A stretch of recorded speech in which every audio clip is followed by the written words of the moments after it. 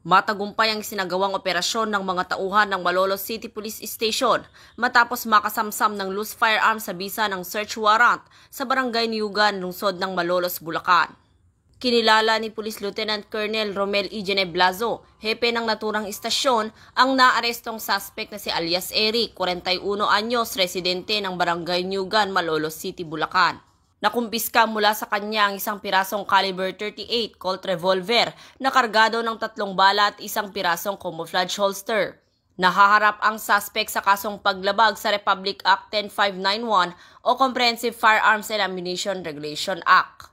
Ang matagumpay na operasyon na ito ay patunay ng patuloy na pagpapatibay ng Bulacan PNP sa pamumuno ni Police Colonel Angel L. Garciliano, Provincial Director ng Bulacan Police Provincial Office, sa kanilang kampanya laban sa mga ilegal na armas upang matiyak at mapanatili ang kapayapaan at seguridad ng bawat mamamayan.